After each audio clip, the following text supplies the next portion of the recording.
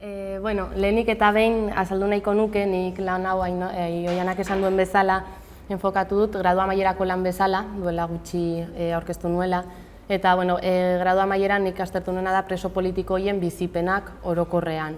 Ezen genero perspektiba batekin, noski genero perspektiba sartu nahi izan nuela, eta orduan presente egon zen, baina lana etzen zuzenean horri buruzkoa, baizik eta hori zen nik aztertu nahi nuen zerbait, baina orokorrean lehenago behar genuen ez pixkatxo bat kokatu preso politiko horiek bizi dutena, moldatu dut pixkatxo bat eta saiatu naiz egokitzen pixkatxo bat TFG hori gaur hemen hitz egin behar dugunari buruz.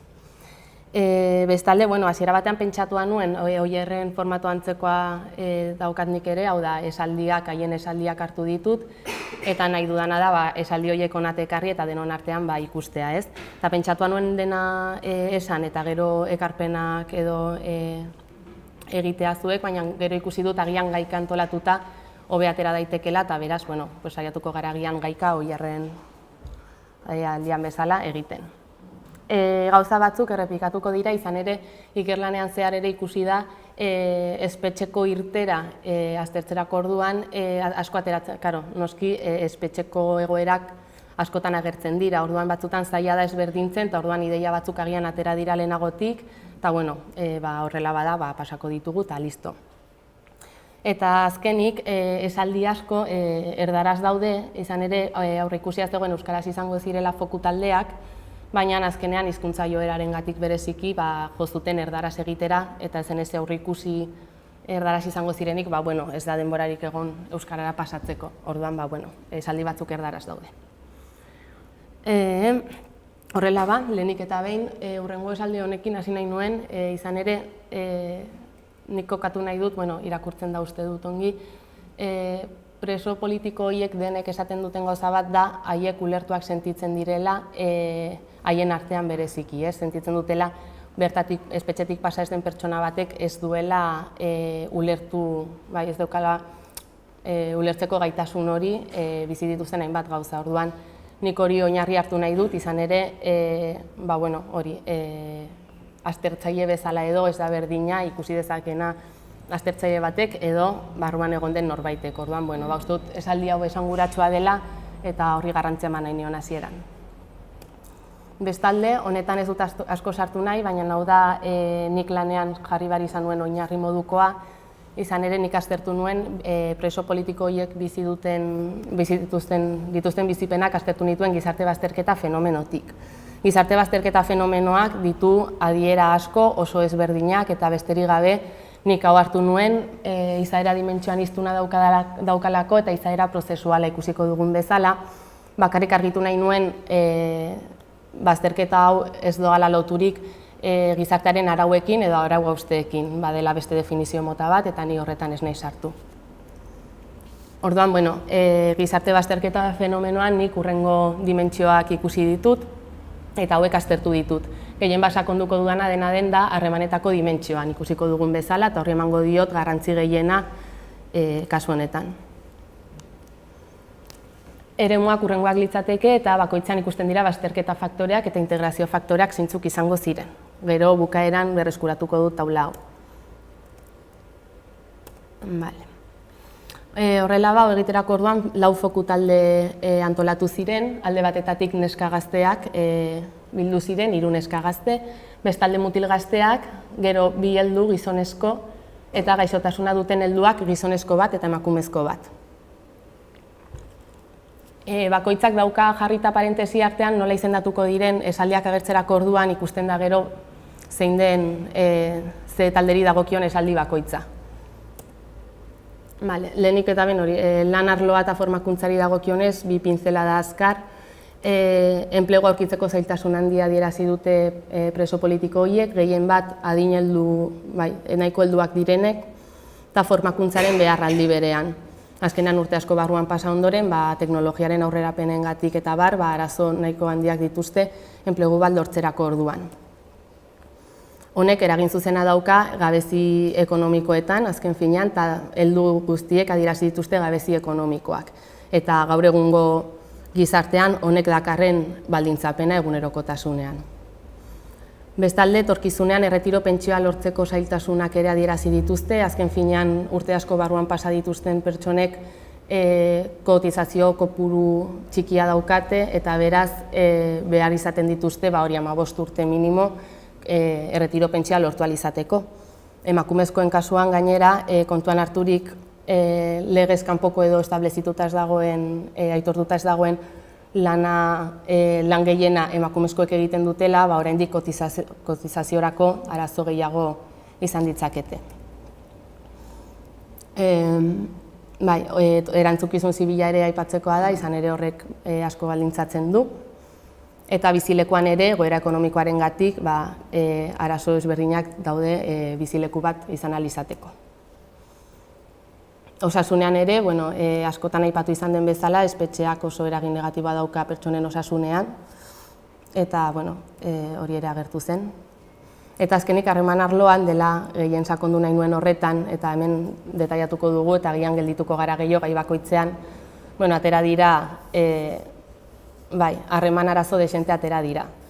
Orduan, lehenengo esaldiarekin hasi nahi nuen, tenemos unas necesidades psicológicas muy importantes, no sabemos solucionar problemas familiares. Hori esan zuen gizon heldu batek eta talde guztietan atera den zerbait da. Alde batetatik harremanak gurasoekin, hemen oso argia da gizonezko eta emakumezkoen arteko ezberdintasuna, bereziki gazteen artean.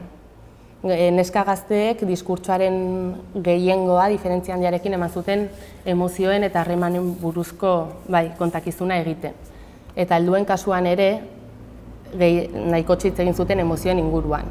Kontuan hartu behar da hor ere, helduen kasuan, karga handia suposatu dezakela emozioetarako 20 urte inguru espetxean egon izana. Orduan normala da diskurtsoan garrantzia izatea gai horrek. Gazten kasuan ordea, nesken kasuan diskurtsoko zati handi bat hartu zuen emozioen alorra, eta mutilen kasuan kontrakotz ezen azaldu praktikamente, eta azaldu zen gutxi hori emozioekin lotuta izan zen galdetu egin zelako. Ezen beraietik ateratako zerbait izan. Eta hori nahiko oso nabaria izan zen. Gurasoekin harremanak gazteen artean kokatu behar dugu azkenean adinagatik, beraiek direlako etxera bueltatu direnak gurasoekin, eta nesken kasuan aipatu egin zuten oso gogorra egin zaiela etxera buelta. Oso gogorra, gurasoekin erlazioa oso gogorra egin zitzaien, eta oso lotuta dago azkenean gurasoek beraiekiko zeukaten jarrerarengatik. Neskek azaldu zutenagatik ahul sentitzen ziren gehiegi babestuak egongo balira bezala, azkenean kontuan hartu behar da normalean, ohikoena dela neskei gehiago babestea, azkenean horrela inposatua izan delako. Orduan, behin espetxetik aterata, eta gehiago nabaritu izan zuten gehiegizko babes hori gurasoen aldetik. Eta hori beraiei suposatu ziren karga handia eta oso gaizki eraman zuten hori. Intimitatearen urraketa ere sentitu zuten, dago esaldi bat nahiko asko argitzen duena. Osea, como que te tienen que volver a remimar. No sé explicarlo, pero es eso, esaten du, ez? Remimar, te tienen que volver a remimar. Beste neska batek ere esan zuen que yo me he llegado a sentir como en la cárcel en mi casa. Sentitzen zutelako haien intimitatea apurtu egiten zutela, ez? Orduan oso modu gogorrean bizi izan zuten hori. Ez dakit honen inguruan aportaziorik egin nahi duzuen, bestela hurrengora pasako gara. Seme-alabekin ere, helduen kasuan ikusi egin zen oso gogorra egiten zaiela seme-alabekin erlazioa izatea. Kasu honetan, helduen kasuan bi gizonezko ziren, aitak zirenak, eta orduan, haien bizipenak jaso egin dira. Orduan, hemen gertatu egin dena, gehien bat haiek asaltzen zutenagatik bada autoritatea onartzen ez dutela ume horiek, edo helduak diren pertsona horiek, eta orduan adierazi dituzte pauta modukoak beharko zituztela seme-alabekin nola jokatu jakin ahal izateko, eta nahiko amorrua edo sentitu dute gai horrekin. Komentatzen zuten ere, bizitetan beti aurpegirik onena erakusten dutela denek, eta orduan pasatzen direla, kasu honetan aita eroi moduko bat izatetik, egunerokotasunean, etxean berriro bueltatzen den pertsona bat, hori arau batzuk jartzen dizkidanak, eta hori nahiko zaila omen da prozesu hori ematea, eta hori adierazi dute. Harreman afektibo-sexualei dagokienez, hemen 3 ezberdintze eman ditut, eta, nahiko gatazkatsua izan daiteke gaia, baina, más o menos hau datera dena. Espetxealdia bitarte, hau da pizkatxo bat gehiago Oierrek jorratu duen gaia, baina, ikusten da,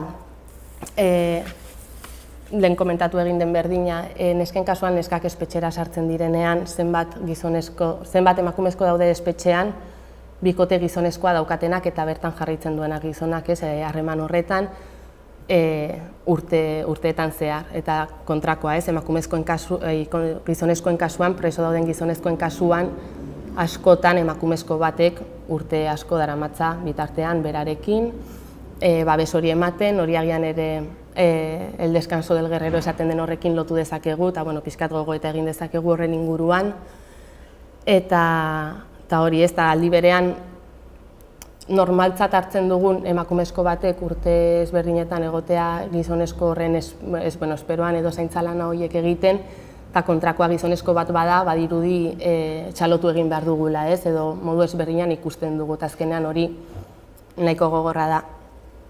Honekin lotuta, lagun batek komentatu zidan, espetxean sartu zenean, hau ez da ikerlanean atera, baina nahiko esanguratsua da, espetxean sartu zenean, neska da bera, galdetu egin ziotelakideek, ea bikotea zeukan, bisa-bisei lotutako elkarrizketa batean, eta berak esan zuen ez, eta beste kide batek esan zion, lasai asko jota urte bat iraungo zuen. Bai, nahiko esanguratsua da ja, espetxean bertan zenolako pertsepzioa zeukaten, gizonezko bikoteek zenolako jarrerak hartzen dituzten ikusita. Bestalde, bikote harremanen apurtzea eman da espetxetik atera ondoren kasu gehienetan. Hau oso esanguratsua izan da nesken eta mutilen kasuan. Eta askotan ez dira bakarri gazteen kasuan, baizik eta agian 20 urtetako erlazioak, behin espetxetik aterata, bereizte asko egon dira, eta bai gizonezko, bai emakumezkoen kasuan. Hala ere, neska gazteen taldean atera zen horren inguruko gogoeta bat, eta neska batek esan zuen berak bikotearekin utzi zuela atera ondoren, baina esaten zuen utzi zuela berak ezin ziolako hori egin bere bikoteari. Berak oso momentu txarra pasa zuen, esaten zuen egunerokotasunean momentu txarra asko zituela eta ongi zegoen tartea oso murritza zela egun bakoitzean. Eta berak sentitzen zuen bere bikoteari, bere bikote gizonezkoari ezin ziola horrelako zerbait egin eta horregatik utzi zuen bikotearekin. Orduan, kasu horretan ere aztertzekoa da, zeri erantzuten dion apurketa horrek, azkenean zaintza bati erantzuten dio, eta agian ez hainbeste berak bere buruan pentsatzen hartutako erabaki batean, baizik eta besteengan pentsatzen hartutako erabaki bat bezala. Eta azkenik, harremanen hastea eta ligatzeari dagokionez, ezberdintasun argiak ikusi dira nesken eta mutilen artean. Mutil gazten taldean ezen gai hau ukitu ere egin, nesken taldean bai, baina neskek ere bere iritzia ematen dute mutilen kasuan nolakoa den eta nola ikusten duten haiek, eta beraien kasuan nola ikusten duten. Eta azken finean ikusten da mutikoek askok espetxetik ateratzen direnean ligatzeko erraztasun handia dutela, inkluso sartu aurretik baino gehiago, azkenean estatus moduko bat eman dezakelako preso politiko edo preso politikooi izateak. Eta nesken kasuan, edo ez da hori ikusten, edo ikusita ere neskek hori ez dute ongi hartzen. Eta hemen dago esaldi bat, nahiko pizka luzetxoa da, baina bueno. Y también el sentido del morbo. Joe, es que como has estado en el talego, morbo. Zas, le cruzaba la cara. Me estás diciendo una de las peores cosas más duras que me ha pasado en la vida, lo estás usando porque a ti te da morbo, estás enfermo. Por eso me estás valorando encima, vete a la mierda, ¿no? O sea, para mí soy mucho más que eso, no sé. Neskek oso modu txarrean hartzen zuten norbait beraiengana hurbiltzea hori hartuta, preso hori izaera horrengatik. Mutilen kasuan ezen agertu.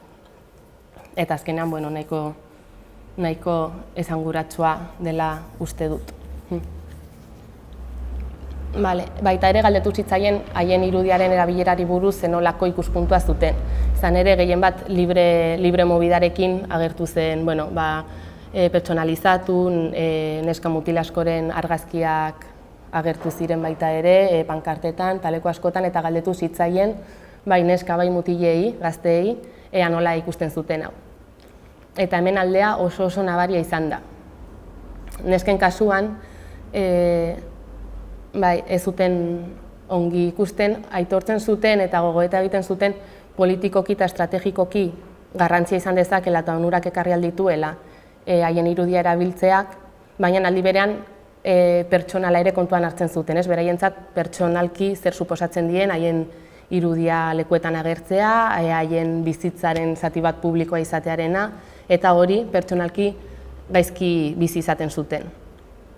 Eta esaten dut, hori, cuando se acaba esto, eso es lo que voy a ser a partir de ahora siempre. Neska batek adibidez kontatzen zuen, bere auzoan egin zutela afari bat, lagun artekoa, baina bazeuden ezagutzen ez ziren pertsonak, orduan aurkeztu egin zituzten, eta bati buruz Patatin irakaslea da, Patatin ez daki zer, eta berari buruz esan zuten, tarara preso ohia.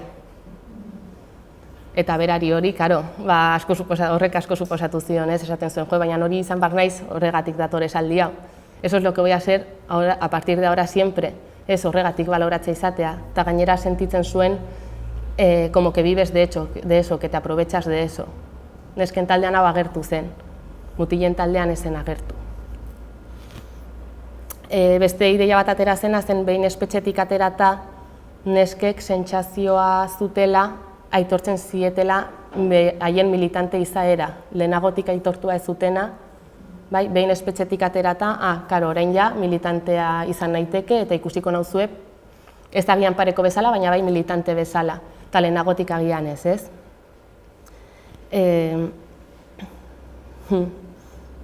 Neskaren batek, zeukan esaldiren bat, uste dut hemen ez dagoela, ¿por qué has estado en la cárcel? Entonces ya eres una militante ahí. Beste batek esaten zuen, ahora ya me pueden dar un spray, porque ya, como ya he pasado por la cárcel, horrelako ideia zeukaten. Lehenagotik aitortza ez zutela, militante aitortza, eta espetxetik pasa behar izatea aitortza hori eskuratzeko. Eta hala ere esaten zuten ez zutela eskuratzen beharko zuten bezala. Baina bai, zeo zer, behintzat, aitortza hori lortzen zutela espetxean egoteagatik. Mutilen kasuan, galdetu izan zitzaien ere haien irudiaren erabilerari buruz, eta oso ezberdina izan zen haiek esandakoa. Beraiek esaten zuten zela militantziaren ondorio bat, besterik ez. Azkenan asumitu egiten dela, eta haien irudiaren erabilera, como que viene en el contrato, esan zuen horietako batek adibidez. Beste batek ere, lo doy por hecho, ¿no? Desde que empiezas a militar ya sabes qué consecuencias tiene. Ez zioten erreparatu eta gainera esan zitzaien nesken kasuan agertu zela, esan zutela fokutaldean, hori pertsonalki zer suposatzen dien haientzat. Orduan beraiek bazekiten estrategikoki zer suposatu dezaken, baina gero pertsonalki ere valorazioa egin zezaketela, eta hala ere haiek ez zuten egin. Beraiek bakarrik begiratu zuten zentzu horretan, zer suposatzen zien. Nesken kasuan aurrekoarekin lotuta, no me gusta nada el papel de expresa, es que es una mierda, jendeak pentsatzen du nik jakin behar dudala asko gai ezberdinei buruz espetxean egon naizelako. Mutilen kasuan ikusten zuten, onuragarria izan daitekela, jendeak zuregan arreta jartzea eta izatea azkenean referente moduko bat. Ikusten zuten zerbait positibo edo behintzat zerbait erabilgarria bezala. Espetxetik atera ondoren, estatus hori edo izatearena. Eta neskek oso gaizki eramaten zuten, elkarrizketatutako neska hauek behintzat esaten zuten, beraientzat suposatzen ziela asko hori. Batek esaten zuen, le coges asko a la palabra de expresa, o preso ohia. Ze puntutaraino, ez? Eta galdetu izan zitzaien, ea berdina ikusten zuten, sentituko zutela neskek edo mutilek, eta ea espektatiba berdinak zituzten neskei buruz eta mutilei buruz espetxetik ateratzerakoan. Eta hemen neskek esaten dute, ez? Yo creo que ellos tienen menos carga. O sea, no lo sé, no sé cómo explicarlo. Beraiek esaten zuten behintzat haien inguruan zeuden mutilak ikusten zutela mutil hoiengan edo bilatzen dutela estatus hori, edo agian ez dutela bilatzen, baina hala ere zerbait positiboa atera dezaketela, eta azkenean sentitzen zuten mutilek orokorrean horrela ezin dituztela, eta orduan azken finean daudela ohituak eta gustatzen zaiela estatus hori lortu ahal izatea, zentraltasun hori lortu ahal izatea. Hori mutilek ez zuten ezer esan, baina neskek argi eta garbi ikusi zuten ezberdintasun hori, behintzat beraien bizipenetan oinarrituta.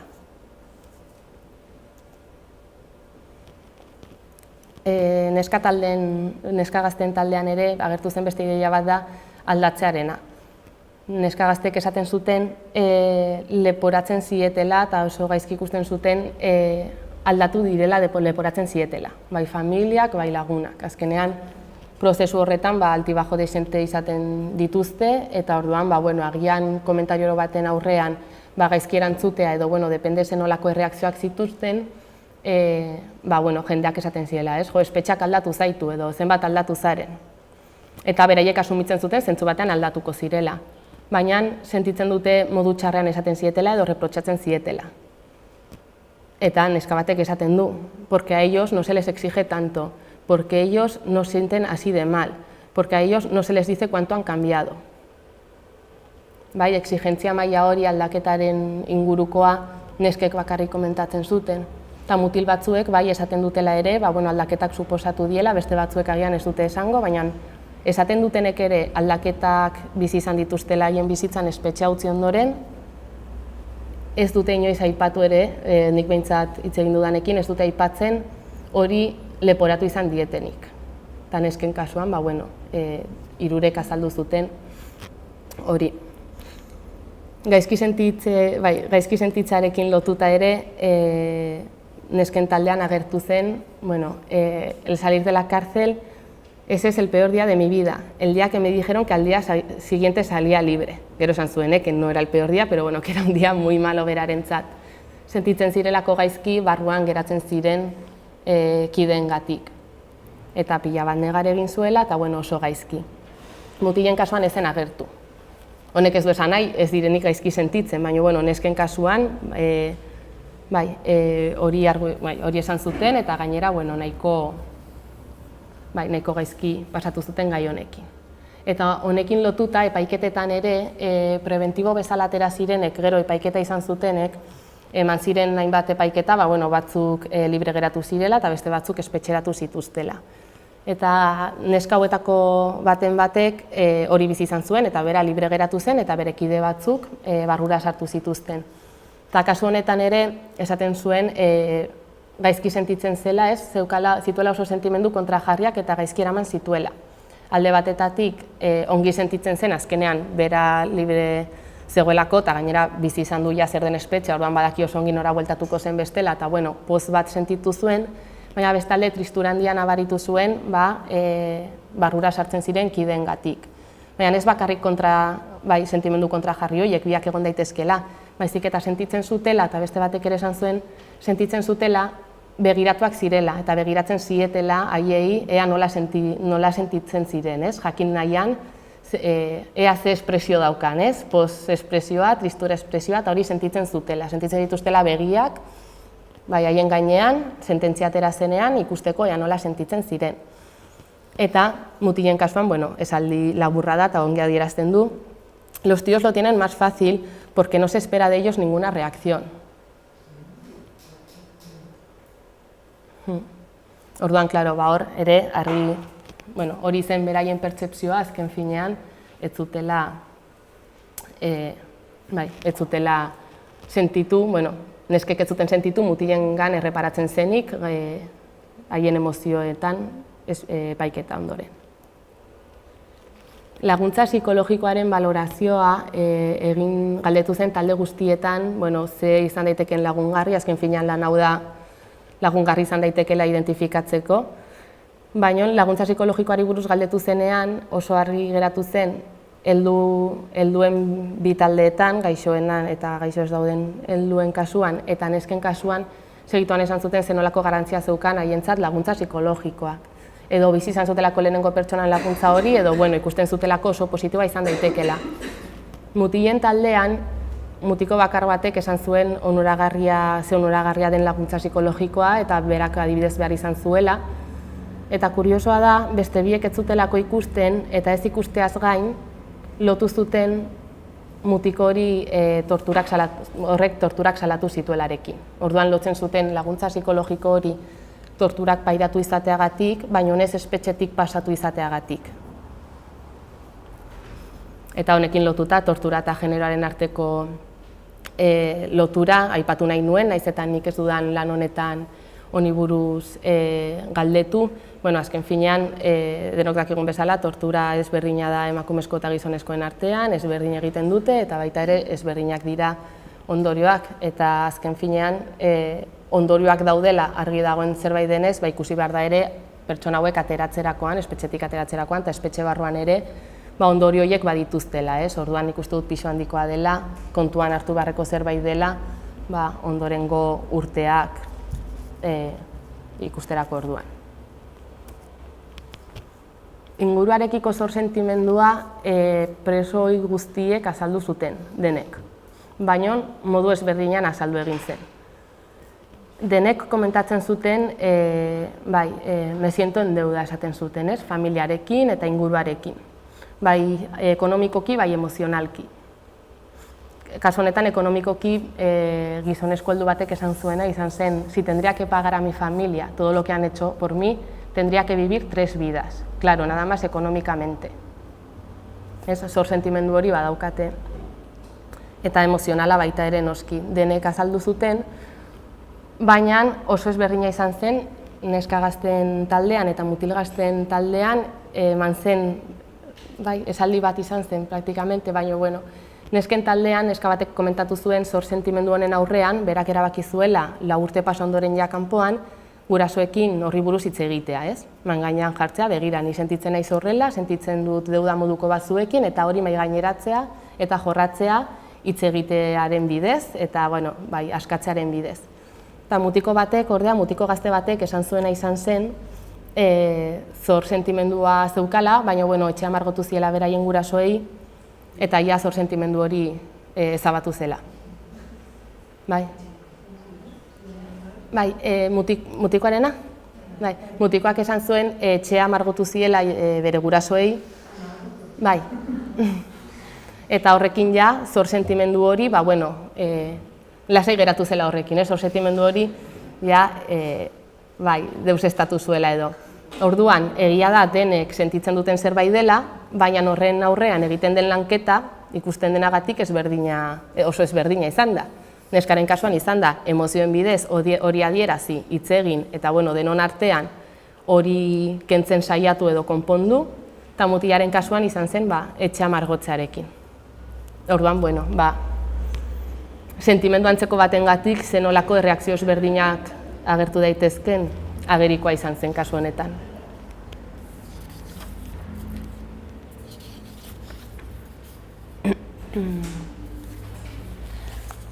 Haien sentsazioak partekatzearekin, hau gehiago atera zen behin grabagailu itzalita, Oierrek lehen komentatu dena bezala, denek komentatzen zuten ulertuak sentitzen direla, erabat ulertuak preso horien artean. Baina horretaz gain, ulertua sentitzaren eta horri garrantzia handia ematen zioten, nesken kasuan esaten zuten oso beharrezkoa ikusten zutela preso ikideekin geratzea eta horri buruz hitz egitea, eta inkluso afariak egitea preso horien artean eta horri buruz hitz egitea nesken kasuan, eta terapia moduko bat bezala gainera ikusten zuten, eta mutilen kasuan batek bai komentatu zuela, baina besteek esaten zuten ez zutela horri buruz hitz egiten. Eta inkluso baten kasuan, kuadrillaren gehiengoa, mutilak ziren kuadrillako guztiak, eta kuadrillaren gehiengoa espetxetik pasa zen, eta hala ere ez zuten horri buruz hitz egiten. Orduan lanketa oso ezberdina da ere, behin espetxetik aterata. Eta mutiko gazte batek etzaten du hurrengoa.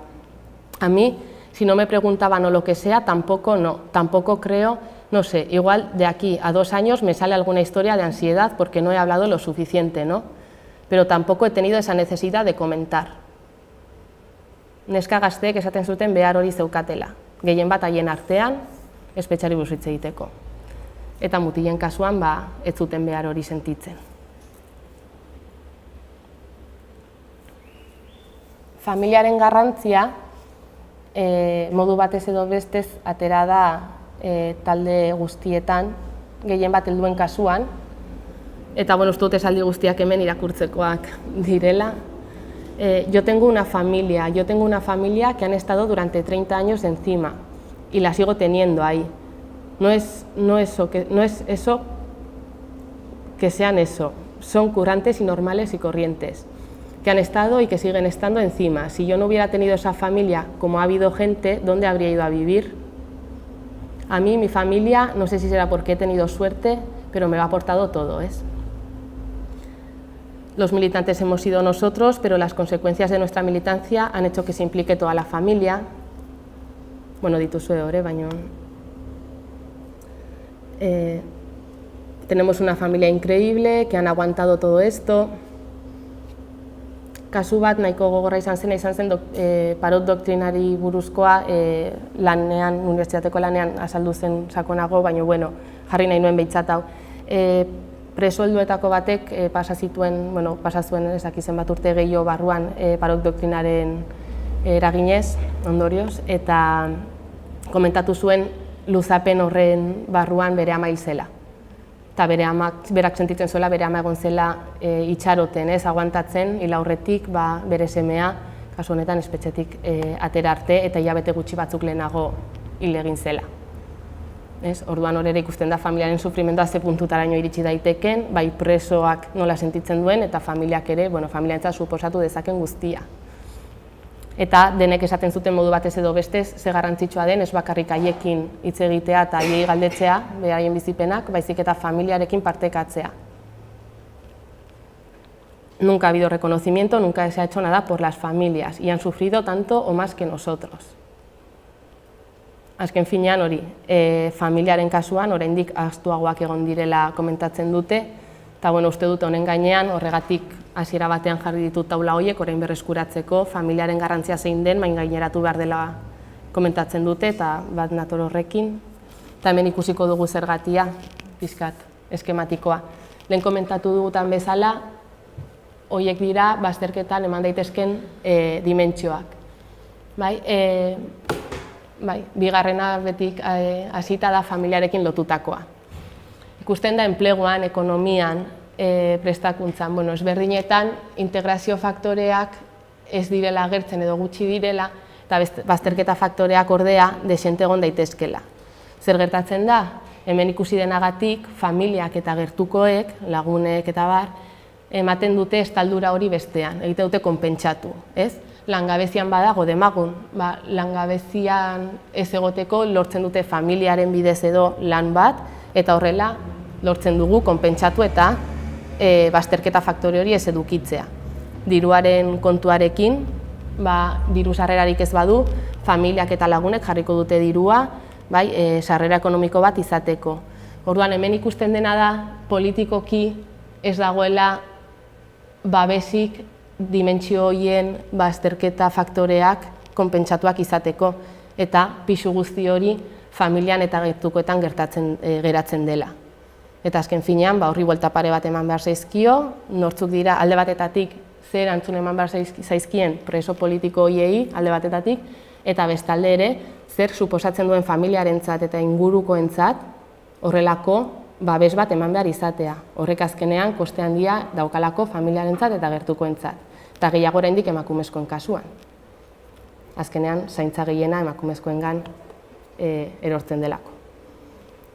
Orduan hori da, gutxi gora bera nik atera dituan ondorioak, eta hemendik aurrera gustatuko litzaidake ekarpenak jaso alizatea, azken finean, lehen Oianak komentatu bezala izan da orokorrean aztertutako zerbait, genero perspektiba, lanean agertu da eta saiatu da sakontzen horretan, baina hasiera puntua besterik ez da, eta hemendik aurrera ikusi dena da, beharra, neska eta mutilen arteko ezberdintasun horiek aztertzerako orduan, bai eta beste kontu batzuetan sakontzeko beharra ikusi da. Orduan, hemen egin daitezken ekarpenak, ziurrenik sakontasunean jorratu aurretik oso baliagarriak izan daitezke.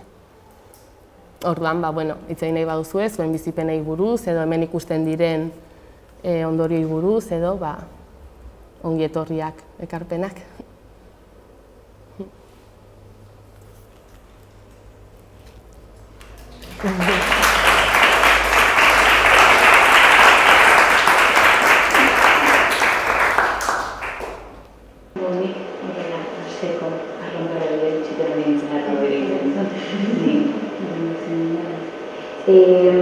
Ni adibidez, pilo bat gustatu zait. Iruditzen zait oso interesgarria dela jorratu duzun eta asko oso interesgarria. Hala ere, kontutxo pare batek txerriatu behar pixkat, gizonen kasuan adibidez, aipatzen zenuen aurpegi publiko izatearena eta horrek beraien sozializazioan militante izaera horrek ze faktura pasatzen zien edo, nik oso kontrakoa jaso nuenean lantxoa ere bai, eta zen, azkenean militante papel edo figura horrek maskulinitate edo tradizionalaren zein dugun rol hori bultzatzen duelako, ez? Eta orduan, ahulezia momentu oro oso zigortua zela horrein kasuan. Eta nesken kasuan ordea ez zen hori gertatzen. Elkarrizketatu nituen neska batzuk, konpartitzen zuten nirekin, espezifitate bat da gero, psikologikoki gaizki egon, laguntza psikologikoa behar, eta hori onartu izan zitzaiela, gaizki egotearena, eta mutilei ez zitzaien onartzen gaizki egotea. Gaia zigortzen zitzaien esanez aldatu zara, zulen erasen graziosora kuadrilla, orain ez duzu graziarik egiten, zauden borokzian isilik, eta zen gaizki zegoelako mutil hori, baina zitzaion aukerarik ematen hori garatzeko edo hori bizitualizateko, eta gaizki egotea bizitualizateko. Ez orduan nik justo kontrakoa, kasunetan maskulinitate ereduak eta militantzia eredu horrek eragin oso negatiboak izan dituela ahul, gaizki, triste egon diren preso politiko gizon horienan, ez? Eta hori alde batetik, eta gero ligatzeko figuraren inguruan konpartitu izan dudanen eskaskorekin da beraiek preso politiko bilakatutakoan askoz gutxiago ligatu dutela.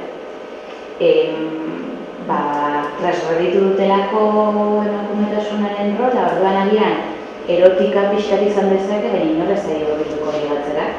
Eta inkluso horiek ligatzen saiatzen baldin badira, retxazo asko sentituko dituztela, eta askotan, kanpora, edo beste nonbaitera joan izatea, preso hori ez zarela dakiten espazietara joan izatea, ligatu alizateko. Hori neskuen kasuan, mutilen kasuan ez. Horrela mutil. Lehenengoarekin nik ere ikusten dut irudia inpublikoa egiteak ondorio txarrak izango dituela neska eta mutilen kasuan. Baina egia da mutilen kasuan elkarrizketatuetako artean eman zena ez zuten horri buruz hitz egin. Orduan, horrela. Eta nesken kasuan egia da taldean etzela agertu, baina nik hitz egin nuen beste preso ohi batekin urte gehioman agian espetxean ez, baina lehenagotik atxilotu izan zutena, eta berak berdina esaten zidan, berak eta bere beste hainbat lagunek ere espetxetik pasa izan zuten, pasa ziren lagunek esaten zutela, eske les imponemos. Eta orduan ligatzeko ezintasun hori, ez? Hori ikusi dela, baina ikerlanean justu ezen agertu, baina nik ere hori jaso izan nuen, eta...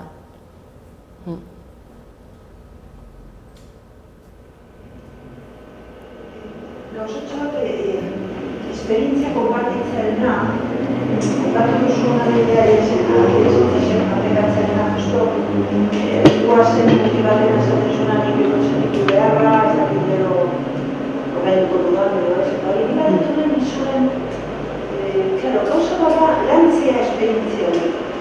Baina derrigorrez landu behar da hitz egiten. Esan nahi dut, orain, Oianak esan duenez, hori gaizki zaudeta bizitu behar dozu, baina igual, eta dugu duzu hitz egin behar, edo ez dut ustetik. Orduan, horretaz ibadetu nahi dizuen, zer, nik uste gure izaten daukaguna estereotipo hori hitz egitea hona dela, eta ni, nago zaudun, batzutan hitz egitea hona, eta zaudun hori bihitu honetan. Hori, eta bestetik abar dagoen diferentzia, dizuen emakumeen artean horretan. Zuen idea zein da, esan nahi dut, sozializatu izan pasaran, emakume moduan, gauzak hitze egiten da, lagunek da, igual logikoa da bai sententzia behar hori, izako kontitzen da. Horren inguruan, zerbait, Bai, bueno, komentatu dudana, nik ez dakit hitz egitea derrigorrezkoa den lantzeko espetxeko irtera, hori agian Oianak jakingo du, edo... Bueno, hori nik ere ez dakit. Ikusi nuena izan zen oso garbia, hori ez, nesken kasuan atera zela galdetu gabe, beraiek ikusten zutelako behar hori zeukatela, eta beste ikerlanean parte hartu ez duen beste neska batek espetxean egon denak ere esaten zidan, haiek ere afariak egiten zituztela, presoi nesken artean hitz egiteko, galdetu gabe da zerbait ateratzen zaiena beraiei, ez, garrantzitsua izan delako haientzat. Eta mutideen kasuan, galdetuta ere, galdetu behar izan zitzaien, eta haien erantzuna izan zen, ez zutela behar hori. Hori da nik jaso izan dudana. Ez dakidana da beharrezkoa den edo ez den beharrezkoa. Hori ez dakit jakin daiteken, bakoitzaren arabera, baina...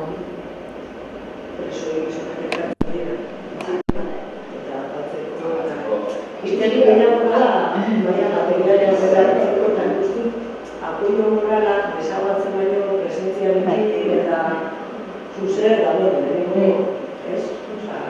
Lana bestea zelan edo txetokia bat duzu, lana bat duzu, kiloa bat duzu, familiak izelan, bikote haunako zabetiko lan horikoak eta lan guztu dela, igual gehiago presentziak ematen dira, eta apoio moral badala, presentzia, Nego nahi zenetan, baina bizkoa izan dira, baina ginenak dira, zabizioan. Nik ere jaso dut, nik ere jaso dut elkartzen direla, agian gaizki azaldu dut, nik ere jaso duenagatik elkartzen dira, eta dena baina elkartut besteak elkartzen ziren ere hitz egiteko. Eta mutilen kasuan ez dut jaso elkartzerakoan hitz egiten dutenik, egongo direla baietz, karo. Egongo da denetarik, baina kasu honetan etzen horrela izan. Ni esango nuke bakoitzaren araberakoa ere dela, nola sendatzen zaren, nola askaltzen zaren, eta zer beharrak dituzun horretarako batzuentzat eta komunikazio arloan, esanguratiko da denean importantea eta beharrezkoa egongo da izatea, beste askoentzat zinezkoa inkluso, edo kontrako zerbait eragin dezakena, edo ez da adierazten, eta agian gaizki egon daiteke pertsona da, baina ez du beharrik horri buruz hitz egiteko, baina bai agian beharra izango duke hori beste modu batean landua izateko, eta hori baita egiten da. Terapian apuntak egiten dugu, berbala, baina aplikatu egiten ditugu ere beste hainbat teknika ez diren berbalak eta askotan jende bat askoz gehiago gustora sentitzen da horrelako teknikak erabilita hitz egitearekin baino. Arte terapiaren bitartez lortu egiten da askotan edo dantza terapiaren bitartez edo musikoterapiaren bitartez horrelako beste teknika horiek erabilita askotan lortu egiten da askatze prozesu bat eta sendatze prozesu bat hitz bat ere izan da, ez? Ja bakarrik espresio horrekin eta adierazte horrekin, barruko guztiak botatzen dituzularik, agian gero, ez horrela irekitzen denean, bai behar da pixka bat kokapen bat edo hori gero nola antolatu edo laguntzaren bat ez dela psikologikoa ez da ere izan behar, ez? Batzutan, nik ikusi ditut adibidez elkartzen direlarik bai neskak hitz egiteko, bai mutilak sagardotegietan, hori ere berez terapeutikoa dela, ez? Ez da terapia egin beharrik nahi eta nahi ez hori sendatu eskatu bat izateko, batzuk behar dute, batzuk ez, baina taldean egotearena, zuk esaten duzu hori ezen moduz, nola eramaten duzu, badaukazu aukera eta horrekin nahikoa da, zuri harrera taldea existitu zenetik aurrera, kasu pila bat, edo jende pila bat, ez zen zuzenean gure gana etortzen laguntza psikologikoa eskatzera, ja harrera taldeen eta preso horien eta kideen artean gauza batzuk ja egiten zituztelako, ja babes hori eta apoio moral hori horatzke komentatzen zuena, bazeukatelako, orduan kriba handia egin digute alor horretan, laguntza handia suposatzen du harrera taldearen existentzia guretzat, eta ja gure gana etortzen zirenak, da ziren ja behar konkretu bat lantzera etortzen zirenak, edo gauza, hau ez dakit oso nola jorratu, semeekin arazoa daukat, zer egiten dut nire semea nire ganatzeko beto, baina ja askoz puntualagoa izan daitezkeen gauza. Nik uste dut, kontrako izan dela, gizonekoek preso horiek gehiago elkartu direla, eta aspalditik elkartzen direla. Badago zagardotik egiten egiten dena Bizkaian, izakio zagardotik egiten Bizkaian. Baina daramate, 30 urte zagardotik hori egiten, beteranos posita dago, baina hor bai ikusten dut berdintasun gehiago gazte eta helduen artean. Belaunaldi ezberdinetako presoiak elkartzearen kontuarekin. Gazte batzuk egiten ez dira oso eroso sentitzen, veterano pila baten afari batean, edo azkari batean, edo hori de las anekdotias del talego, eta estoy harto de las anekdotias del talego, eta ez daitze egiten beste gauzea batzuei buruz, eta hori oso zanguratsua da, edo behintzat niri askotan kontatu dute horrelakoa. Eta gero niretzat oso zanguratsua da ere, gazteen nesketan presoiaren kontzeptua bera. Eta igual ez nesketan bakarrik, uste dut mutiletan ere gertatzen dela, presoi bezala gehiago sentitzen direla urte asko eman dituztenak, baina aldiz urte gutxi edo denbora gutxi eman dutenak lartzenak ez daukatea gaina asimilatuta horrelako errola, eta ez dute nahi gaina, Ni ez dut presa horia izan nahi nire bizitza osoan, yo soy mucho más que una presaria, hori izan da nire bizitzako 2 urteko esperientzia, baina nire bizitza, hamasei urte ditu, eta esperientzia nahikabia gehiago ditut. Eta horrek bai ditzen zait, ezberdintasun nabarmena dagoela belaunaldien arteko elkartze horretan, ez dakit, ni ez dut parte hartu zagaldotzeri horiek, baina errezidatzen baina arabera, bai ikusi dut, eta igual bai gizonezkoetan da gehiago rollo haupa, beste dugu da, bat atzera, beste giro horretan, ez da, nik bai ez dut emakumezko engan orokorrean, esan nahi denak igualakaren, baina komunikazioan eta hitz egitean behar gehiago dagoela. Emozioak adierazten horretan ere behar handiagoa dagoela, edo bintzat adierazten dugula gehiago behar handiagoa. Bizi esperientzia subjetibo horretatik ez, eta aparte alergia ez, horretako horretik gainera sensazioa zan, baina batzuk hortan lagetzen dira, eta gainera lagetu eta taskatzen dira, iraganeko bat egita horrek, eta estatus bat ematen dira bat egita horrek, eta gainera haratago joateko beharrik edo, inkluso britaniko moduan beharrik esenditzen gaina, eta honela zenduta beste galdera bat ez. Ia aztertu zenuten militantzia espatuaren gabeziak zer eragin izakien hau da, ez? Eta batez be azkenengo urte hauetan, ez? Paradigma aldarik egon dela, ez? Eta igual behin militante bat, ez? Edo testuinguru konkretu baten militante izan dagoa, beste testuinguru batera iristen denean, eta kultura militante konkretu horrek dizkigun herramientak egungo egoerara montatzeko edo egungo egoeran esparru bat aurkitzeko, eta igual horrek gainera, gabezi horrek, inkluso depresio egoera batera eraman dezake militantea, ez? Ez da egin hori sexualan landu zan, porque eman da, ez? Osea, zehar aldatu da, mintzatzeko edo konprometitzeko manera bere aldatu dira, eta igual lehenko manerak, incluso, ez dira onargarriak edo gaizki ikusiak daude, ez? Eta orduan norbera sentitzen da, ez? Testuinguru berri horretan, herramientarik gabe, eta gainera batzuk, akaso militantzia oso barrutik sentitu ditu, eta ¿dónde me vuelco yo? Porque no tengo nada, o sea, ningún espacio, está hori zera mindakan, ez? Persona vertical. O sea, casi que ez da enplegua ez izatea, sino nire kompromisoan du jarraituko, ez? O sea, ez dago mestan familia, ez? Kompromiseko baina igual nire kultura militanteak ez dizkit eman herramientak, ez? Kompromiso hori, ez? Egungo testu inguruan jarraitu izateko, ez? Eta horrek bai, ekona beste zinemon bat, incluso hori txungo depresiu. Egile hori atea da, edo... Bai, zeu zer atera da, baina bueno, ez dakit erantzungo joan galderari ez delako agian zuk planteatu bezala atera. Baina bai helduen kasuan komentatzen zutela, galdetzen zitzaien errutinei buruz. Karo, azkenean espetxean, errutina batzuk ja zituztela hartuak, eta orduan ateratzen ziren momentuan eskertzen zituztela rutina horiek. Eta lana ez bada, militantziaren bidez, baina bueno, aktibaturik jarraitza modu batez. Orduan hori bai esan zutela helduek militantziari buruz, eskertzen zutela militatzen jarraitzea rutina horiek izatearren.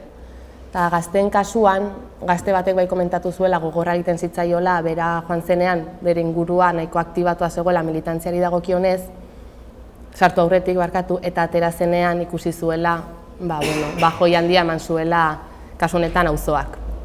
Eta orduan kostatzen zitzaion asko berriro, militatzen hastea ikusita egoera ezberdina zela eta hori. Baina ez zuen gehiagorik komentatu. Eta neska batek esan zuen zuzenean momentu horretan militantziak nazka ematen ziola. Ez zuela militatu nahi eta gainera kasu horretan emakume izateak suposatu diola karga handia, sentitu delako zapaldua militantzian askotan, eta lehen agian ikusten ez zuela, baina perspektibarekin orain ikusita, konturatzen zela askotan zapaldua izana zela lehenagotik, eta orain konturatu dela eta momentu honetan ez duela militatu nahi. Eta hori oso garrantzitsua da, nik uste dut aztertu beharreko zerbait dela, baina kasu honetan espetxeko irterari buruz hitz egin behar nuenez, ez dut komentatu, baina hori esan zuen. Hori egiaretik, pixka bat egoera politikoaren aldaketatik eginetik duela zerretaren tregua zierarekin eta estrategia aldaketa guztiarekin, niretzat oso esanguratsua izan da, dela lehenengo aldia etorri direla preso pila bat, ez laguntza psikologiko eskean, baizik eta konfiantzaz hitz egiteko. Politikari buruz, konfiantzaz hitz egiteko. Eta eskatu digute Fernando Lankidearena preso dela ere, eta psikologoa da ere, eta egin duguna da kafe pila bat hartu. Ez dugu terapiarik egin, edo behintzat ez da terapia formala bezalako esparrutan eman, baina bai, etorri eta hasieratik, gogoratzen dut 2009ko urtea eta 2010 izan zela, eta tonge orokortua asko zirela, eta nahiko gainez ginen. Eta asko etortzen ziren beldurrez, beraien herrietan edo auzoetan hitz egitearekin beldurrez, pixka bat etiketa bat jarriko zitzaien beldurrez ere, zeuden ados estrategiarekin zer gertatuko litzateke ados ezberdin bat zeuden ez dakit oso ondo zer egin honekin ez ditu lertzen, orain zer egin ere non dago nire militantzia, horrelako kezka eta ez niregon handiak egon dira, eta niretzat esanguratsuena izan da hori, konfiantzan hitz egitearen beharra edo eta beldurra hori, Nire tristeena egin zaidana da gure esparruetan, edo betiko esparruetan, baina gure militantzian, herrietan, gauza batzuei buruz batean ezin hitz egiten. Igual orduan arte, beste batean egiten ikusten gauza batzuk, batean, horre pixkat txira bat bezala eman dela, modu batean, eta jende asko behintzat sentitu dute konfiantza galera hori, edo pixka bat beldurra hainbat lekuetan hitz egiteari. Eta gero ere, horretaz aparte, bai egon dira depresioak, gehien bat depresioak egon dira, pixka bat, laneko sindromea, supongo, arrezuela guztio zer den, garaian joan zirela, supergudari bezalaren namera, horpak, laskartzera eta guztiek, eta bueltatu zirelarik estatu batuetara, ja bakezaletasun mugimendua oso edatu bat zegoen, baina beraiei soldaduak ziren oso modu txarrean, eta bueltan herria bueltatzen zarelarik, batean herria txalotu ordez, retxazo moduko bat pairatu zuten, hortik ateratzen da neurosis de guerra eta hortik ateratzen da estrés postraumatiko, gure esparruan, psikologikoa iberian. Eta hemen antzeko zerbait suertatu da, ezain sakon horrelako neurosis de guerra bat bezala, baina bai izan dira dolu patologiko pixka bat, azkenean pertsona batentzat, eta gaian 30 urte nondituela entre sasian, iesean, gartzelan, azkenean suposatzen du bizitzaren zatirik handiena eta haren militantzian egotea, nola bai kalean, bai barruan, baina jarraitzen duzu erakundeko militantziak izaten, eta batean zure identitate eta nortasunaren zati handi hori desagertu egiten da. Eta hori dolu bat suposatzen du, hori galera bat suposatzen du, eta berkokatu behar zara, ikusi behar duzu zure identitate berri hori nola eraiki, eta horre zaitasun asko egon daitezke, eta depresio batzuk ere, ulertuta nolako militantzia ematen zen den, eta zelako militantzia ematen den orain, haian guretzat kalean bizi izan dugunak, ikusi dugula prozesua lasaiago, egunerokotasunean gehiago, gertatu altzaigu berdina, baina beste modu batean eman daiteke, baina beraientzat batean ikusten dutela errealitate bat mundu bat ezagutu duten moduan, eta bueltatzen direlari militantzia hori ezago, ez da existitzen, apenas ja, forma batzuk, behintzat ez dira existitzen. Eta guan da nola, eta guan orain zer da militantzia.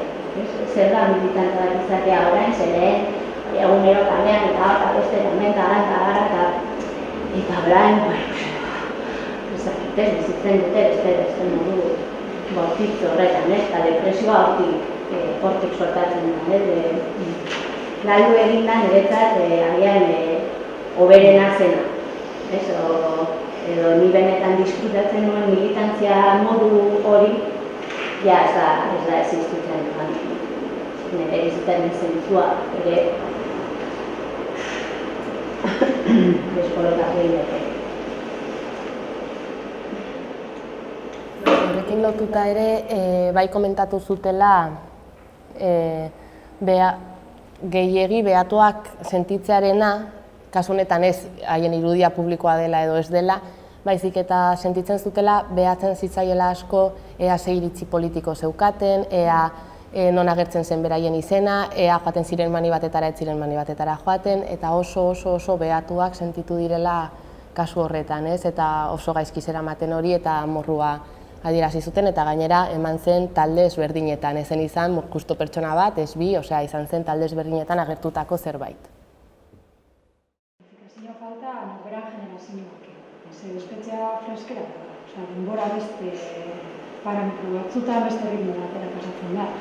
Eta bereziki doktrinako jendeakin, baina bestela ere denbora bitxia duen dabenekin, zara identifikatzen inguruan dakasun lagatako generazioakin, eta ez bakarrik militantzia ere horrekin, bizitza, janzkera, bizitza, Kometeratzen zara, 60 urtekin baina zara 60 urteko.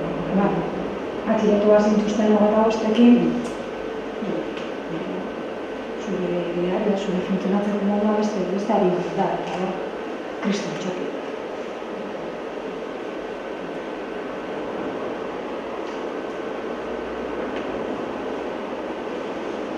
Igual denborarekin eta gero idea beratuta ezberdina multila izanik, egin ospegin duen, hori amanekin bueltau, Korriako desbidea zenara bat,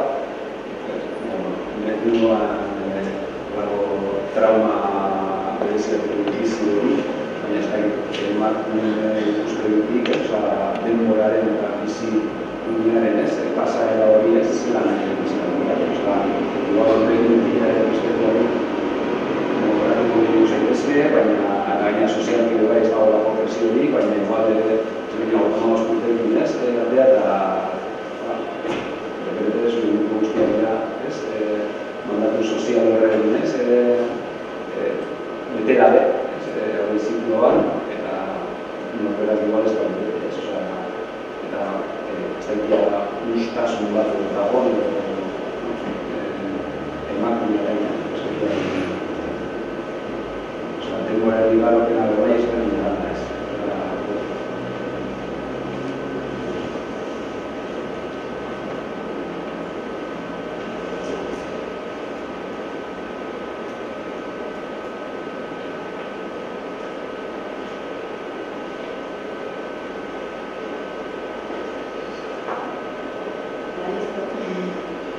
Orain beste gai bat, justu bukaeran, hitz egiten duzu ez, babesa eta familietan eta bikotean berriro ere zaintzak non bukatzen diren eta uste hori, igual ez da galdera bat, igual reflexio bat da gehiago, Osea, niri baten didan impresioa da, preso politikoak kaleratzen direnean, ezker abertzaleak hasiera baten udariaren parafernalia guzti horrekin jasotzen dituela, harrera herrietan, ongietorriak, zen bat, baina gero ezker abertzalea bera desagertzen dela, eta familiak ditzen dela berriro ere, eta beti zaintza berdinen gainean erori egin dara ez.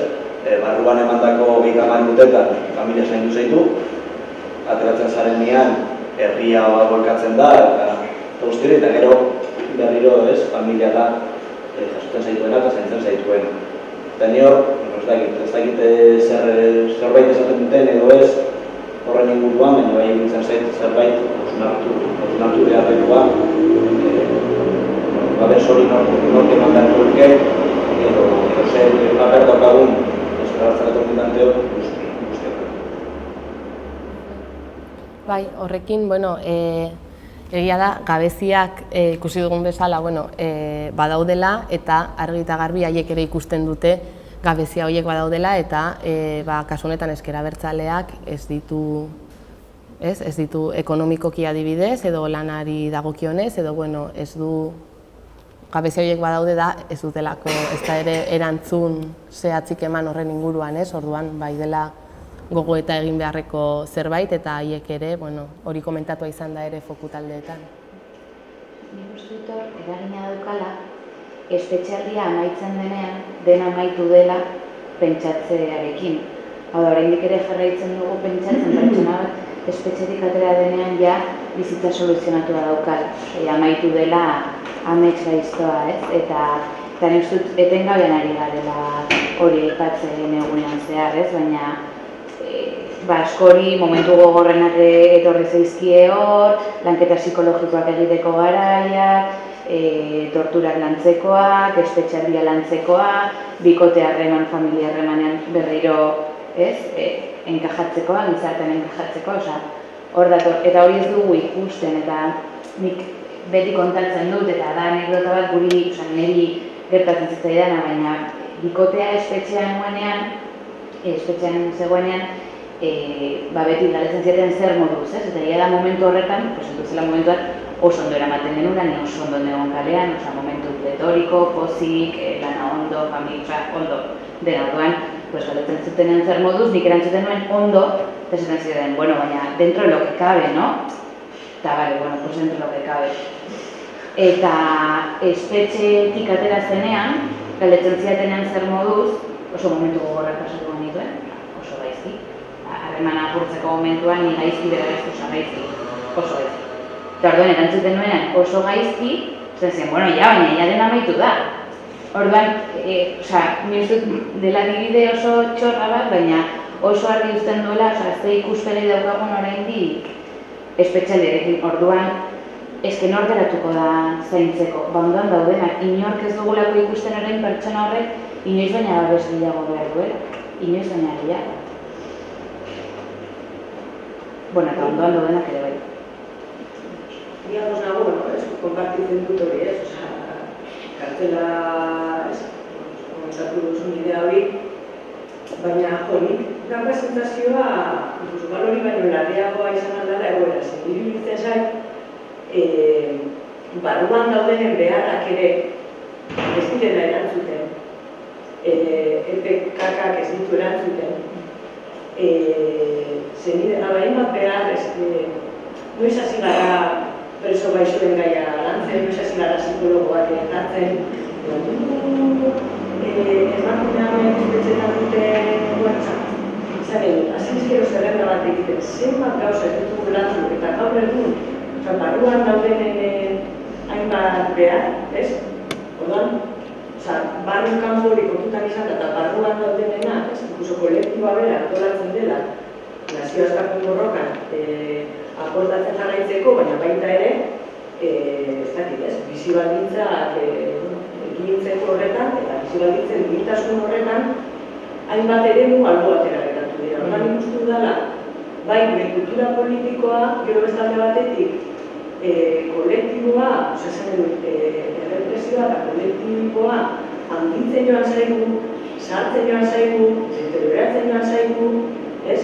Eta egoera hori, diversifikazio hori politikoa ere, ez bakarriketakoa, beste bate perfila. Horren mandira, hainbat prozesu, nik uste dut, gaindituak, erabat gaindituak sentitu garena, eta gaindituetatik aparte gero betekoa, ez? Zer begiratzen diogu, eta indar gutxi badugu, nun inbertitzen dugu. Hor bai dago erabaki politiko bat. Orduan, beraz, evidentemente, ez zaila begiratuko, ez dakit, ez? Emakumei edo, bueno, betiko ja balore eskala, ez? Eta nik iruditzen zait, elkartu sekula guzti hori eta orain bat-batean dugula etze. Panorama bat, ez? Ez dakit zen eskribatu, ez? Eta orduan, utzuneak handiak direla eta hori nintzen zait oso kezkagarria, baina liberari dauka sentsazioa edituretatik aparte, aparato formaletatik aparte, hainbat estrategia baliabide tratatu irten direla, eta uste preso horien emandu orain zabalotegi hori defendatzen abalotegi, no, Ezi, baina, zen dut izan dira estrategiak ere harrera ez egoenean, hainbat gauza ez eudenean, eta inkluso gaur egun egonda ere, gure hartan laguntzeko, inkluso partaidetza politikoa baliatzeko, afari horretan ere, asko hitz egiten da ere, ez dakit ez, zera politikoa, zera, ez. Hau da, partxe bezala ikusian ditugu, edo beste potentzial bat izan duten, nago afariak ikutzen adibide bezala, baina ez dut ez direla afariak, eta dela beste bat gauza gehiago, ez orduan, ez dakit, orduan ikusten barru kanpo baino, zerbait, larriagoa da. Pixka dituko nioke abertzen esan barenik, eta lehen nagotikan esan diren gauzei, ikustu dut ere kontutan hartu behar dela, gaur egun ze kontekstuan ateratzen ari diren preso politikoak, kasu honetan preso politikoa eta zari naiz. Dimensio politikoak kasu honetan, ditu, espetxetik irtetzea jende guztia ditzako izango da kriston. Nik uste dut, espetxetik irteera dela momenturik zaienetako bat ibilbide guztietan. Espetxearen ibilbidean irteera esango nuke dela gauzarik komplikatuenaz, espetxean zauden bitartean gauza komplikatu asko daude, baina biziraupen estrategiak, adaptazio estrategiak, horren abiltzen dituzu gauza batzuk, eta horiekin egiten duzu aurrera, edo bizitzen duzu epealdi hori, baina gero irteeran ikustu dela gauza komplikatu bat. Eta nik uste dut horri gehitzen badiozu kontekstu politiko honetan ze egoeratan ateratzen den jendea, zure identidadea politikatik eraiki duzunean hain modu fuertean, preso politikoa zer den, nola mantendu zaituen, barruan egon zaren bitartean, kriston babesa antolatu da zure inguruan, zure etiketa de identidade politiko hori babesteko, ez da, horregatik babestu zaituen beste jende. Babesten zaitu, ezagutzen zaituen jendea. Eta orduan, irteeran dago oso lagintzatuta, pixkat zure inguruan eraiki den guzti horregatik, ez? Orduan, ateatzen zara eta jarretu barritu izaten alabeharrez figura hori, ez? Eta irtetzen zarenean, iruditzen dagoela haustura hori romperse, no sé muy bien qué es. Baina quedatzen zarenean ikustu dagoela jokoan nola erekiko zaren bizitza berri hortan. Eta oran, nola erekiko zaren bizitza berri hortan, pixkat hartu duzu erabaki moduko bat. Ez dakit oso titulartaren prozesua, baina badago pixkat erabaki. Eta oran, ea jarraitzen duzun izaten zeinen hori, izan zaren hori, edo ostia. Nahiko nuke beste zerbait izan, baina nekaben diet oso zaila da, ez? Presio, autopresioa, inguruko presioa, eta presio mota guztia da zirean, gorpuztuta ere bai, izan zaitezen hori guztia, ez? Horregatik ez dut, irteeraren momentu dela gozan nire ustez oso komplikatua. Nik uste badagoela ateatzen den jendearen artean daude kasu ezberdinak, ze hain justu hitz egiten ari gara anistasunaz edo askotarikotasunaz ordu hauetan horretaz hitz egin dugu, baina baude joera batzu. Eta nik uste dut dela, ostras, jarraitu bat dut izaten nintzen hori, non kontekstu politiko honetan oso zaila den, ze ez daukazun nora jo, egitura guztia gaude erdi desmantelatuta, dinamika politikorik ez dago, estrategia aldaketa bat, jadanik ez dara gogaria, baina pixkat hori ere, jendea ez da privilegio kontu bat, edo beste zerbait, eta gainera politikoki hori ez, estrategia hori ematen zizuna leku hori ere aldatu da. Nik uste hor, erabakitzen duten entzako jarraitzea posizioak oso komplikatua da. Eta hori ekitzen dira mila zauri. Eta erabakitzen duenarentzat, jakasi bizitza berri bat, pixkate utziko autoriago batera eta orduan sartzen da normalizazioaren bidea. Saiatu barnez, harik eta normalena izaten. Orduan, ato da, hostia, venga. Karrera, master, hijos, badago, horrelako bapatean kriston presa egiteko harik eta gauza normalenak, normalidadean nahi dute, ez? Nahiz hori, nahiz persona normalen bat, ez?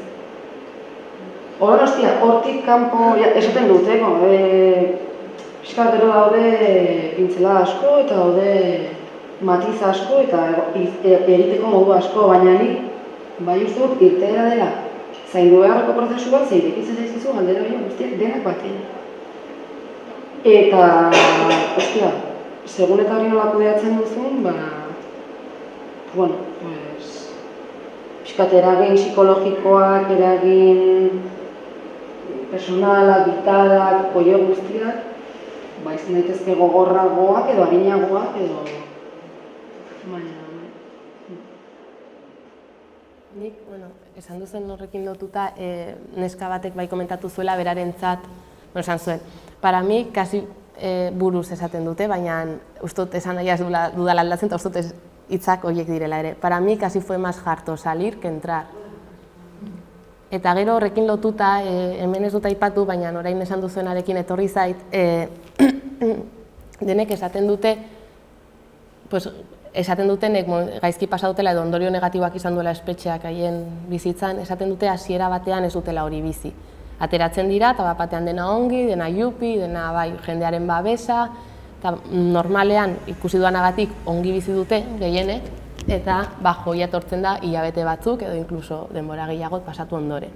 Eta babesarekin zer gertatzen da, sentitzen dutela lehenengo hilabeteetan babes handia daukatela, gehiegizkoa kasu batzuetan, eta sentitzen dute kasi jende gehiegi hurbiltzen dela, bai, gehiegi, eta hilabete batzuetan hori pasa egiten da. Eta orduan, justo koinziditzen du beraiek ongi daudenean edo ez dutenean ikusten gaizki daudela, daukatela babes asko, inkluso gehiegizkoa batzuentzat, eta benetan gaizki daudenean dela denbora bat pasa ondoren, justu pertsona horiek ja ez daude, edo ez dute babes hori sentitzen. Orduan da, deno kontuan hartu beharko genuken zerbait. Egoteko modu hori ere nolakoa den, oso batzutan da oso bimuxu, bai, horregon naiz, baina gero benetan zaintza, ez da zaintza sare bat inguruan daukazuna. Osa, komila guztiekin, baina fan efektu bat badaukazu, inguruan hurbiltzen den hori badago, baina horrek berez zer nolako babesa ekartzizu ardiot, komila guztien artean badagolako jendea hor. Karo, hori diruditzen da, fan efektua juten da, pixkanaka diruditzen da, eta konturatzen za, hasieran pentsatzen zenun babes hori ez dela. Nik adibidez, kuriosa izan zen, elkarrizkeratu nuen neska batek aipatzen zuen bere aitak hartu zuela bere papela, bere espetxean zegoen bitartean. Hau da, herri batzarretara jun, eta bere hitza kontuan hartzen zen, eta bere alaba espetxean zegoelako zen, zakin horren aita, eta hitz egiten zuenean, eta jendeak aitortzen zion hori, eta nolabait, eta aita honek bizitu izan zuen ingurune ustez, babes ingurune hori zena, alaba espetxetik atera zenean desagertu egin zen, osea, ez zioten aitortzen hori, ez diren hurbiltzen galdetzera zer moduz, eta hor konturatu zen, lagunak bezala irudikatzen dituzun, edo, momentu horietan keinu oro oso ongi etorria da, orduan, hori nola dibitu zen, berehala alabaia zegoelako, ez? Horrek ere eragina dauka niaren galera hori, presoren bikotekin edo presoren nahi taliakatzen zara, zarazu, sorroza daude, baina oso argigarria zen hori ez. Orduan nik uste dut sareen inguruan berrausnarketa bat egin behar dugula, eta bai aipatuko nuke positiboki zen, badaude gauza oso interesgarriak ere bai, adibidez, lehen aipatzen zenituen, badaude gurasoak bisitetara jun ezin edo nahi ez duten presoak, inkluso ingurune familiarrak baztertu egiten duena eta bat, eta herrian sortzen dira babes emozional, ekonomiko guzti hori emateko sare. Benetzako oso interesgarriak dira, zen uste dut ez genukela soilik egin beharko gurasoen edo bikoteen babesik gabe geratzen direnentzako, ez? Zaintza sare oso politak dira lagunen artean sortzen direnak, gero mantentzen direna gainera denboran ere bai, hartzen dutenak zuk esaten zenun papel hori, familiarena eta ondorengoan hor jarraitzen dutenak, ez? Eta uste dut interesgarriak direla horiek, familiaren ikuspegi irekiago bat ematen digute, gure beharrak ere bai nondik eta nondik asetu ditzakegun ere zabaltzen dute, eta badaude, ez da. Eta preso politiko horien espazioa eta zeniden eskenuak edo? Ez, da, preso erortzen denean pertsona hau, zenidek baztertu egiten dute. Ez dutelako nahi familiar bilakatu, preso, ez dute amaitzen dute relazioa berarekin, bidaplako kaso normalean. Orduan ez daukate zeniderik. Eta batzutan ez daukate bikotekiderik ere, edo bikotekidea karri dago. Orduan, bere lagunek hartuko dute paketeak antolatu, bisitak antolatu, papel hori. Bestela zenidek hartzen dutena. Eta horiek gero mantenduko dira preso hori bilakatutakoan ere bere ondoan. uste dut zoragarri garanak eta hori interesgarri ditzen dut. Interesgarriak bai horreztako entukoak zantzen energian balore batzuk zailo horrela ditzen. Amabitxiaren papera egin dutenak esan dut pertsona bat, hombre zara, eta badar pasatut bat edo bi preso dago. Ego daiteke ama dutez. Figura horretaz ere gain izan dut baina. Izan azken dira emakumea. Eta da, zugatu zaizu hori, eta zure zera da, ez da, zure... Eta bi kolektiboki plantatu zen 2000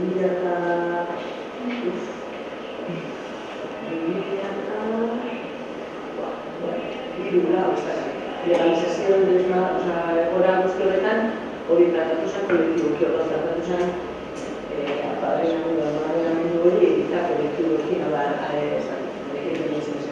Abraham elkartea eta ez dakit nor, basuri guzueko da. Batidua, periodikoa, incluso familia edo bikotezen edo izan, ez da. Apur bat, historikoki diru laguntza eta bestelako laguntzak ematen zituzten kolektiboak erasotu ahala, hona plantatu zen erregetan. Gero badakit, zailtasun handiak egon zirela, sare horiek, herria zetan mantendu izateko, incluso sortu izateko, eta dugu batzutan bazkoia sortu izatu zala, baina, solako ikuste dut, dela... Zago dela, txikietan, ikusten dut, oso ezberdinalea txiki batean, zagutzen zarela, eta sari hori ere ikiteko errestasun asko gehiago daudela, hiri batean baina, ni herri txiki askoetan bai ezagutzen ditut horrelako sariak daudela, eta ez dute bakarrik familiaik ez daukaten presoak laguntzen, horrean hartzen dute izan bat preso ditugu herrian, eta, hartu bidean atera berdazak izan bat diru, egunkaria erosiko ditugu, berria, gaizer, bat sare horrek lideratzen du, eta ez dira preso hoiak edo denetarik, eta jende pila bat dago ere, anonimikoki laguntza ekonomiko handiak ematen dutenak, ez? Baina batean, badago horrelako babesa ere, baina askoz gehiago dago zentralizatuta herri txikietan, eta kulturare politiko handiak aten herri horietan, eta bian hausnarketa igual hortik ere egin beharko, zer egiten dugu hiri handietan, zer egiten dugu familia, naiz eta familia izan, eta bikotekide bat izan, nola egin dezakegu familiak eta bikoteak esarenoteko zama guztiak, egotea ere zaintzaria zaindu egiten duen zerbait. Zer horretaz gara konturatzen, baina azkenean guztioi zaintzariak dira, eta zaintzariak beti ondorio batzuk ere izango dituz, pertsonalak, azkenean denbora bat inbertitzen ditulako, ekonomia, zama bat, zureak ez diren arazokia bat hartzen dituzulako, eta horrek ere bizitzan eragin izugarria dauka, eta ez da justoa, bakarrik familia eta bikotekidea horren zama guztia ematea, esaten gara denbora guztian hau arazo politikoa dela, arazo sozial bat dela, duan guztien implikazio batean izan behar ditzateke arazoaren konponketa ere.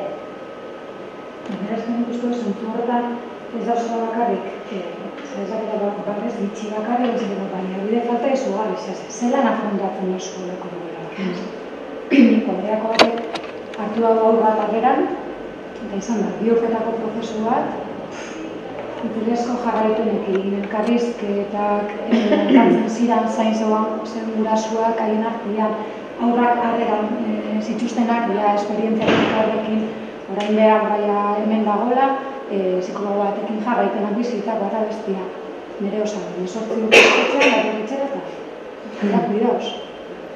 Ez aurretik, ez ondoren, alduzun bezala, ez? Eta, baliabide guzti horiek, suerta baldiran egoera posibleak, ze baliabide egon aldiran, hori aurre itxeko, ez dakiz, klaratzen jakuela, espezializan, lehenago bezala, espezializan ondoren, eta horretatzen diranean, baina izan zuertan, bizan duten esperientziarik integralena, bere babesiekin izan zen, zuten bat bizlari enakin azken bizitzeta bertatu zirenean Euskal Herrira eta urratxa eman zirenean, orduan bai izan olako gainera egituretatik itxasakunen jarraipena, bai zan arlo ekonomiko horretzen zidan, punto guztiak nola motajako buelta herrian ez da eskualdean ez dakiz zer, Karo, ez ziren asko, orduan, inbertsioa bai, urratz politikoa behar nekua esan, ez dakiz zer, eta gero diruditu zen, eta esperientzia oso positiboak eta beste batzu oso traumatikoak. Baina igual, eskuratu alda esperientzia hori, hori entzeko.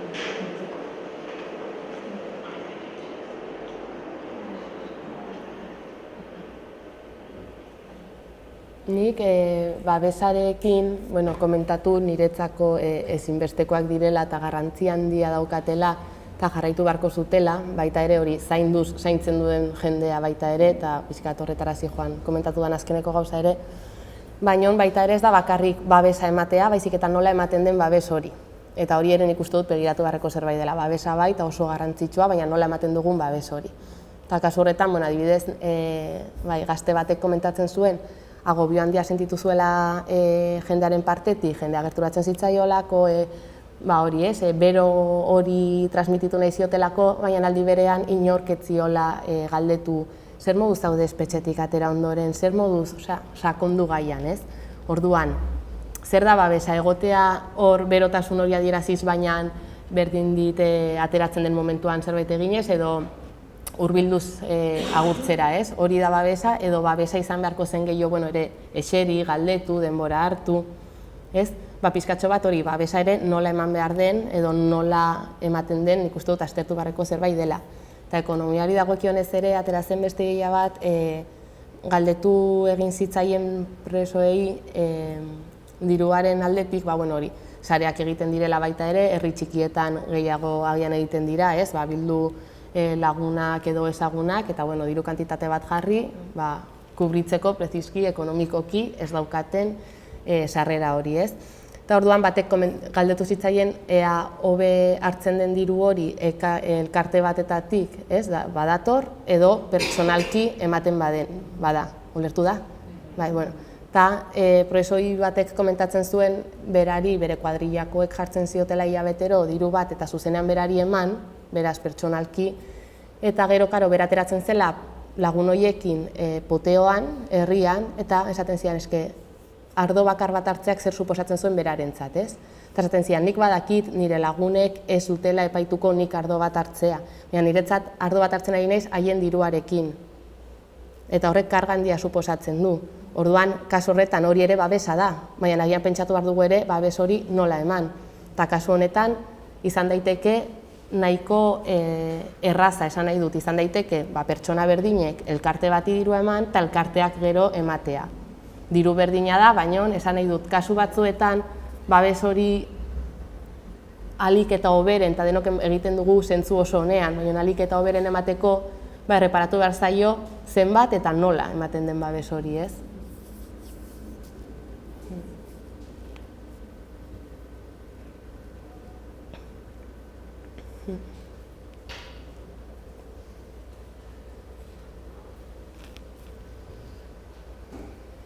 Listo, amaitutzat.